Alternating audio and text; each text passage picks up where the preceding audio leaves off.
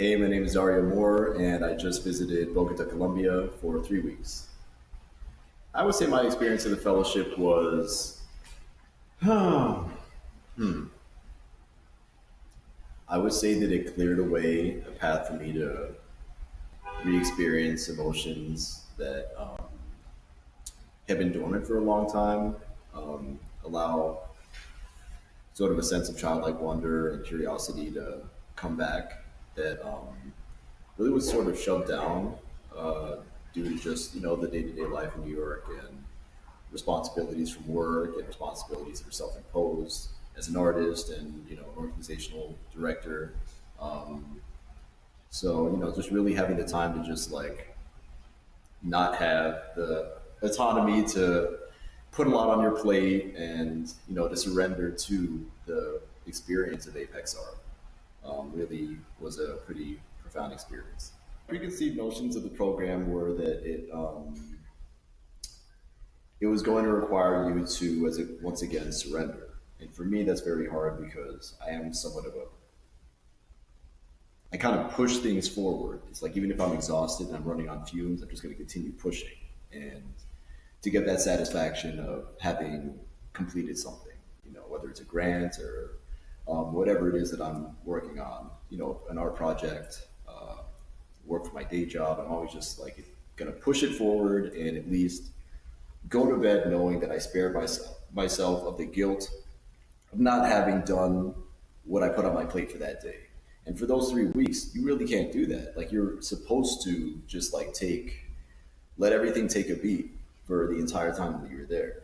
And I did start to have some creative ideas, but I didn't run with them because I was like, well, still, like, even though things are emerging that are fun, that are really exciting to want to create, I'm still supposed to really have this experience of just trusting the organizers, the my point people, and everybody else who is really telling me what they want and expect me to do for that time.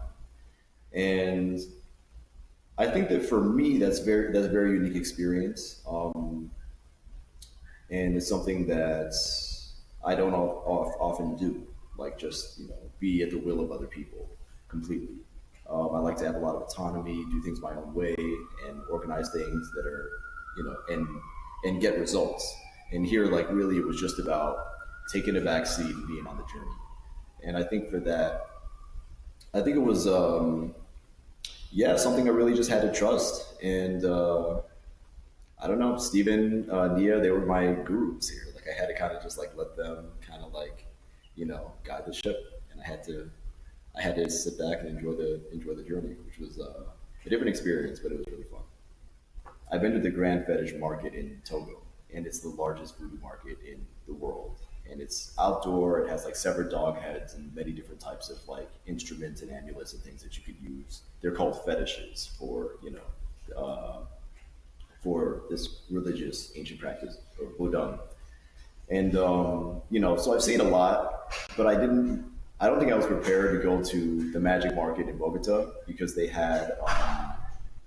didn't have like as many fetishes in that sense, but they had a lot of idols and sculptures and things that could be used as like icons in like in like an altar and whatnot that depicted Pablo Escobar, for example, or like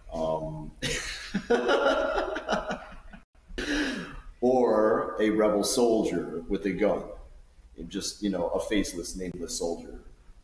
And apparently, people would have that on their altar and worship, pray to it to bring about the success that they want in their profession. And yeah, it was definitely something that it was surprising to me.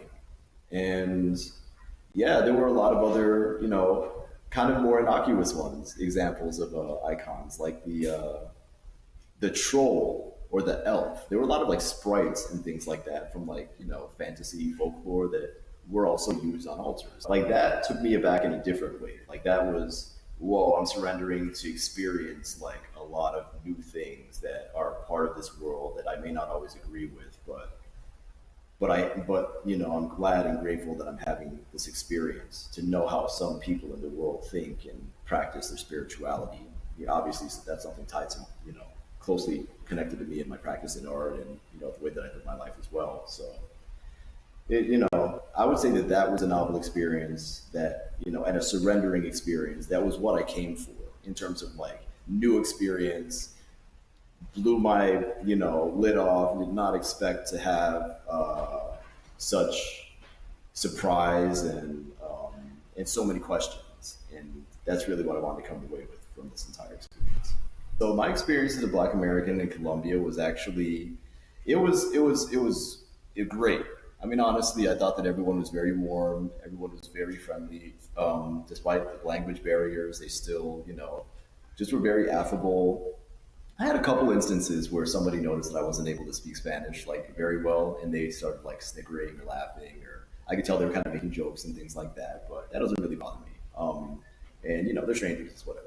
But but for the most part, like everyone was very accommodating, very friendly, and yeah, I mean, I thought that despite the fact that I was like one of the very few Black people that I saw, like I could count them probably on one hand, the amount of Black people that I saw in Bogota.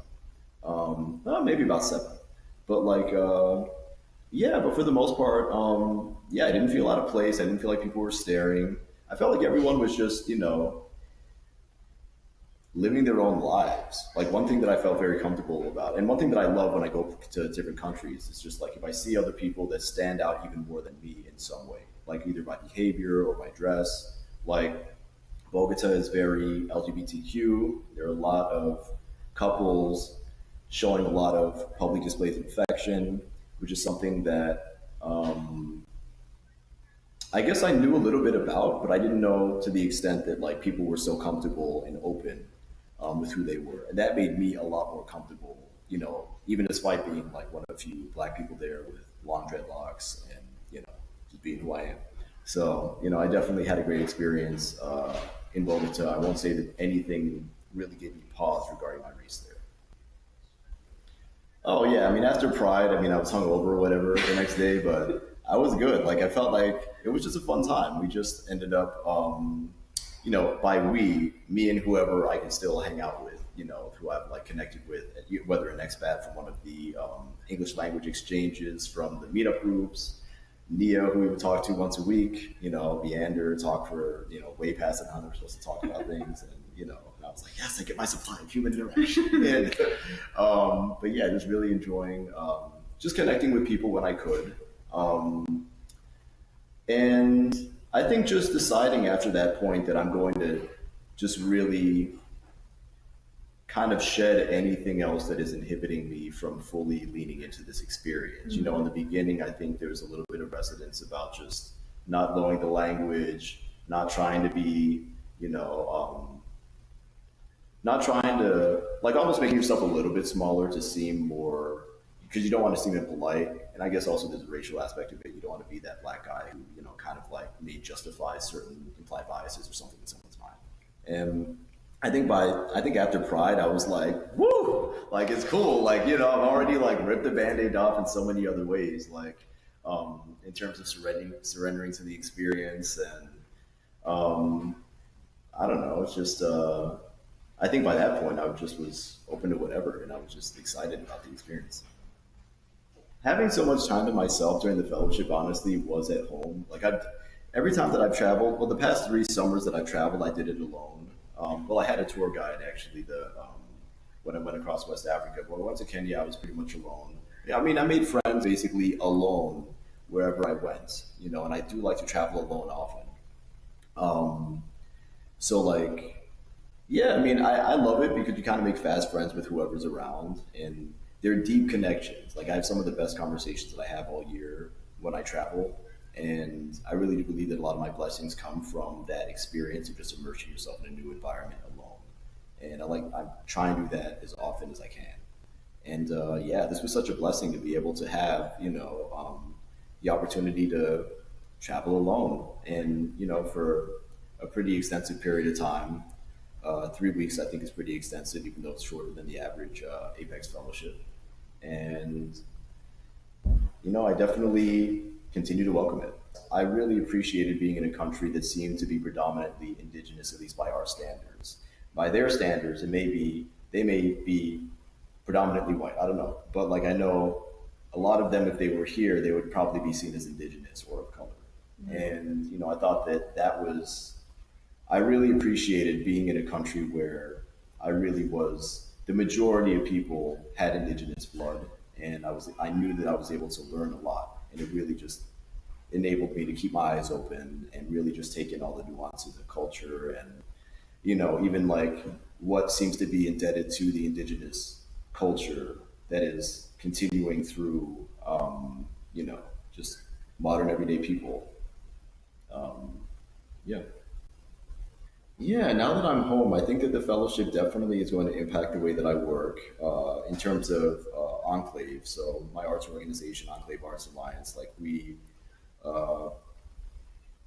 present artwork from BIPOC artists in public spaces, specifically botanical gardens and community gardens. We have a residency on Governor's Island, and working with BIPOC artists, like I think it's really important to really I think, focus on the most marginalized communities. And there are there's a lot more indigenous representation now than before, and I think that's great because now we're able to lean even further into the indigenous culture and those people that are, making space for that in the art realm.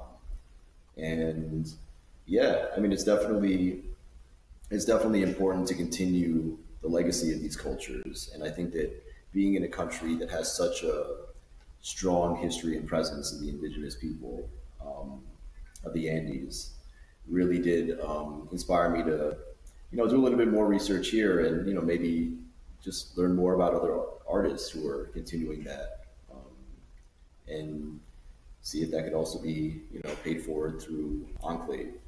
And also with my own art practice,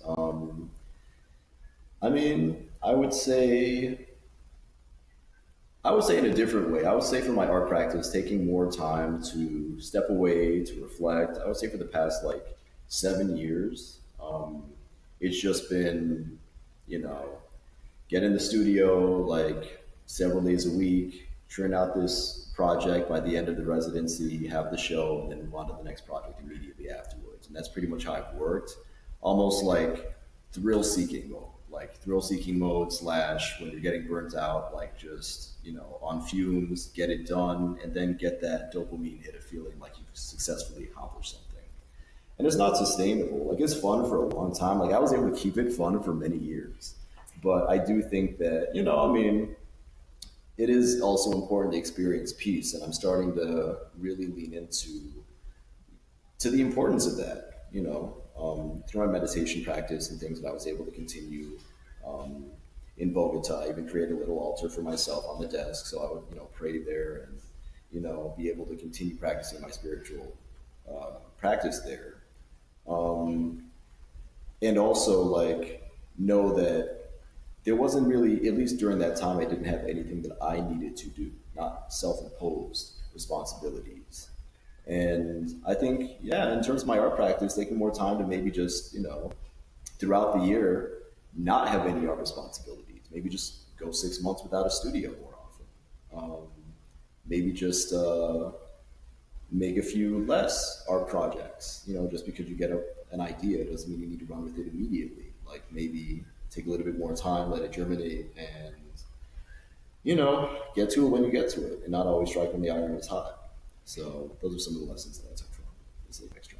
Yeah, you need to stop and give space for whatever life wants to bring you as well. You're just pushing all the time. You have blinders on blessings that could be coming.